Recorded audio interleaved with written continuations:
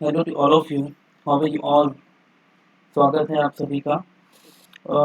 आज इस वीडियो में हम बहुत ही इम्पोर्टेंट टॉपिक्स को कवर करेंगे। वो इम्पोर्टेंट टॉपिक्स हैं को रिलेटेड टॉपिक्स, सभी स्टूडेंट्स, सिटीजन्स, कियोस्क सभी के लिए इम्पोर्टेंट हैं इस इन्फॉर्मेशन को जानना। कृपया अंत तक बने रहें और जिन्होंने अभी तक चैनल सब्सक्राइब नहीं किया है वो सभी चैनल को सब्सक्राइब करें एवं बेल आइकन को भी पुश करें ताकि आपको टाइमली इंफॉर्मेशन प्रोवाइड की जा सके। तो हम आगे चलते हैं। टॉपिक है प्रोफेशनल एग्जामिनेशन बोर्ड। जैसा कि आप सभी जानते हैं मध्य प्रदेश की जितनी भी जो पहले व्यापम जिसको कहा जाता था वो प्रोफेशनल एग्जामिनेशन बोर्ड कहलाता है, जिसके थ्रू स्टेट गवर्नमेंट की वैकेंसीज जो होती हैं भिन्न भिन्न डिपार्टमेंट्स की उनके रिक्रूटमेंट ऑर्गेनाइज किए जाते हैं। Second one, you all know that MP online. MP online जो हमारा पोर्टल है, एमपी ऑनलाइन का ये सब डोमेन है peb.mpionline.gov.in। ओके। और तीसरा है एमपी रोजगार portal, directorate of employment Madhya Pradesh के अंडर में वर्क करता है। एंड अब इन तीनों का कोरिलेशन मैं क्यों बता रहा हूँ ये देख लीजिए। जब भी पीईबी की कोई भी वैकेंसी कॉलिंग होती है, जो एप्लीकेशन कॉलिंग है वो एमपी ऑनलाइन के थ्रू की जाती है। और एमपी ऑनलाइन के थ्रू जब एप्लीकेशन की जाती, कॉलिंग की जाती है किसी भी पोस्ट की, जैसे कि अभी मैं आपको बता दूं, अभी ऐसी न्यूज आ रही है कि आने वाले एक महीने के अंदर ही, विद इन अ मंथ या after with in a 1.5 months, और एक महीने के अंदर ही पटवारी के जो पदों की भर्तियां हैं और भी बहुत सारे डिपार्टमेंट्स की जो भर्तियां हैं उनके आने की बहुत लार्ज क्वांटिटी में संभावना है। नंबर ऑफ एप्लीकेशन कॉलिंग काफी ज्यादा रहेगी। अब एक बात देखते हैं कि मैं आपको ये क्यों बता रहा हूँ। देखिए, जब एप्लीकेशन कॉलिंग होती है पीईबी के थ्रू, ओके, मतलब पीईबी जब कोई नोटिफिकेशन जारी करता है किसी पद के लिए, तब वो एप्लीकेशन कॉलिंग एमपी ऑनलाइन की pb.mpionline.gov.in वेबसाइट के थ्रू फिलअप किए जाते हैं, जिसके लिए सभी जो उम्मीदवार होते हैं उनका जो प्रोफाइल है, माने पहले से आपका pb.mpionline.gov.in पर प्रोफाइल पंजीकरण होना अनिवार्य है। अब पॉइंट की बात यह है कि जब भी नंबर ऑफ एप्लीकेशन ज्यादा होती हैं तो सभी कियोस्क पे क्राउड बढ़ जाती है। और ये मैसेज उन सभी स्टूडेंट्स के लिए है कि अगर आप किसी भी परेशानी से बचना चाहते हैं तो दो काम आज ही करवा के रख लीजिए, जिसमें कि सबसे पहला काम है कि आपका जो आधार कार्ड है उसमें जो मोबाइल नंबर है वो आपका एक्टिव रहना चाहिए, आपके पास होना चाहिए, ताकि उसके ओटीपी से वेरीफाई किया जा सके चीजों को। सबसे पहला पॉइंट। दूसरा पॉइंट है कि अगर आपने अभी तक आपका रोजगार पंजीयन नहीं कराया है तो आप इस वेबसाइट पर जाकर एमपी रोजगार पोर्टल पे जाके अपना प्रोफाइल पंजीकरण करें। किस चीज का? रोजगार पंजीयन का। देखिए, आप जैसे ही इस वेबसाइट पे जाते हैं, यहाँ पे आप यहाँ से new registration, renew registration, know your registration अगर आपने पहले से किया हुआ है तो, और नहीं तो न्यू रजिस्ट्रेशन आप यहाँ से कर सकते हैं। अच्छा, अब पॉइंट की बात कि ये आज ही करना या कल करना या पहले से करके रखना क्यों जरूरी है।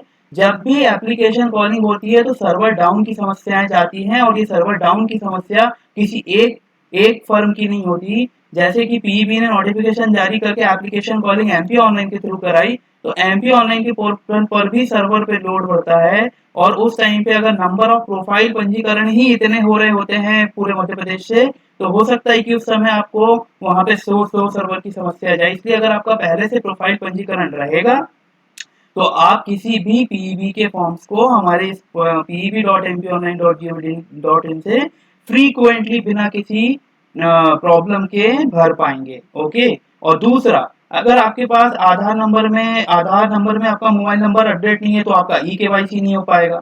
या आप अगर बायोमेट्रिक के थ्रू सत्यापन कराना चाहते हैं तो उस समय कियोस्को के पास कई बार बायोमेट्रिक डिवाइस अपडेट नहीं रहती, या आईडी लाइसेंस नहीं रहता, या आपके थंब इम्प्रेशन कम आते हैं जो कि आपने आधार बनवाते समय आपका बायोमेट्रिक परसेंटेज लेस रहा होगा।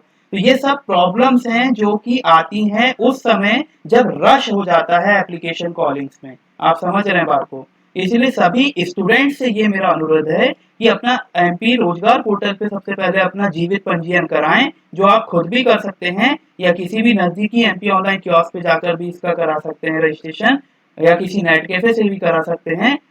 और दूसरा, आपके आधार कार्ड में आपका मोबाइल नंबर वो होना चाहिए जो आपका परमानेंट नंबर है, अगर नहीं है या चालू नहीं है या बंद हो चुका है तो प्लीज अपडेट करवा लीजिए किसी आधार सेंटर से, या UIDAI दिल्ली की वेबसाइट पे जाके खुद भी अपडेट उसको एक प्रोसेस के थ्रू कर सकते थे, लेकिन अभी बायोमेट्रिक के ही थ्रू शायद वो अपडेट होता है। तो आप इस चीज को समझें एंड अपना मोबाइल नंबर अपडेट रखें।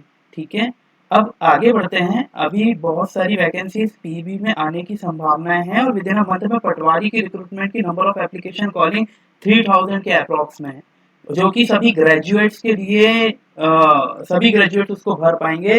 तो नंबर ऑफ एप्लीकेशन कॉलिंग सभी ग्रेजुएट्स माने ये बहुत बड़ी अपॉर्चुनिटी रहेगी। ओके, और सभी कियोस्क संचालकों से मेरा निवेदन है कि अगर उनके पास biometric device RD service registered नहीं है तो वो आरडी रजिस्टर्ड करवा लें, क्योंकि हर कैंडिडेट के पास उनके आधार में मोबाइल नंबर अपडेट नहीं रहता है। तो उनका ई-केवाईसी के लिए आपके पास आरडी रजिस्टर्ड डिवाइस होना चाहिए और उसका इंस्टॉलेशन भी करके रखें, क्योंकि एंड टाइम पे जब आप सपोर्ट की उम्मीद करते हैं तब आपके नंबर इतनी सारी क्यू होती है कि उनकी क्यूरीज क्लियर करते करते आपका नंबर लेट होता है और फिर आप परेशान होते हैं। आगे देखते हैं। जब आप eb.employment.gov.in पर जाएंगे तब आपको 3 चीजें दिखाई देंगी: उपलब्ध सेवाएं, उम्मीदवार का प्रोफाइल, पंजीकरण और विकलांग पंजीकरण। तो उपलब्ध सेवाओं में आप देखेंगे कि फॉरगॉट प्रोफाइल पासवर्ड, अगर आप अपना पासवर्ड भूल चुके तो उसको रिकवर कैसे करना है ना। प्रोफाइल पंजीयन में मोबाइल नंबर अपडेट करना चाहते हैं इसमें एवं पासवर्ड की प्राप्ति करना चाहते हैं तो ई-केवाईसी द्वारा आप सत्यापन कर सकते हैं उसका, है ना।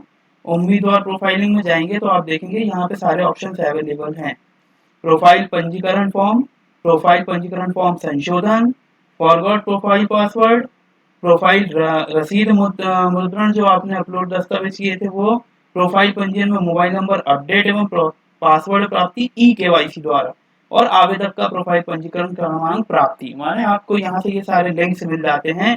अगर आपने अभी तक पंजीकरण नहीं किया है तो आप यहाँ पर जाकर अपना पंजीकरण कर सकते हैं। पंजीकरण के लिए आपको सबसे पहले पूछता है कि अगर आपने पहले से आईडी बनाई है क्या, क्योंकि अगर आप मल्टीपल आईडी बनाने की पात्रता नहीं है, और ई-केवाईसी भी इसीलिए किया जाता है आधार के थ्रू। क्या आपके पास, अगर आपके पास नहीं है तो आप नहीं करेंगे, अगर है तो है करेंगे। अगर मेरे पास है, जैसे मैंने अभी कोई प्रोफाइल बनाई थी आपके लिए, तो यहाँ पे मैंने देखिए ये ऑटोमेटिक आ गया क्योंकि मैंने सेव करके रखा था। अगर आप इसको नहीं पे क्लिक करेंगे तो वो आपसे आपका आधार नंबर, आपका मोबाइल नंबर मांगेगा, सॉरी आधार नंबर मांगेगा, एंड उसके थ्रू ओटीपी के थ्रू ईमेल आईडी और मोबाइल नंबर पे आपका ओटीपी जाएगा, और वेरीफाई करने के बाद आपका ये जो आईडी पासवर्ड है ये आपके मैसेज पे आ जाता है, और फिर आप यहाँ पे क्लिक करते हैं, लॉगिन करते हैं। ओके, और इस तरीके से देखिए फिर ये ई-केवाईसी का प्रोसेस यहाँ से शुरू हो जाता है। जब आप यहाँ पे ई-केवाईसी करेंगे तो इसके बाद next option documents upload and other fields को कवर करने का होगा। क्या आपके पास आधार क्रमांक है, तो हाँ, और ई-केवाईसी ओटीपी के द्वारा बहुत इजीली हो जाता है। तो आप जब भी यहाँ पे करें तो अब ये देखिए यहाँ पे हम आधार नंबर डालेंगे और यहाँ पे हम क्लिक करेंगे, जनरेट ई-केवाईसी ओटीपी करेंगे तो वो प्रोसेस होके चीज़ वहाँ पर आ जाती है। तो सभी से मेरा अनुरोध है कि आने वाले सम टाइम में बहुत सारी वैकेंसीज आने वाली हैं, तो सभी कियोस्क और सभी स्टूडेंट्स कृपया अपना ये 2-3 चीज़ें रेडी करके रखें ताकि कियोस्क संचालकों को अधिक से अधिक फॉर्म भरने पे अधिक से अधिक कमीशन प्राप्त हो और सभी स्टूडेंट्स के फॉर्म भी फ्रीक्वेंटली भरे जा सकें। तो thank you so much to all of you, और कोई इन्फॉर्मेशन अगर आपको लगती है तो आप वीडियो में कमेंट करके पूछ सकते हैं। Thank you so much.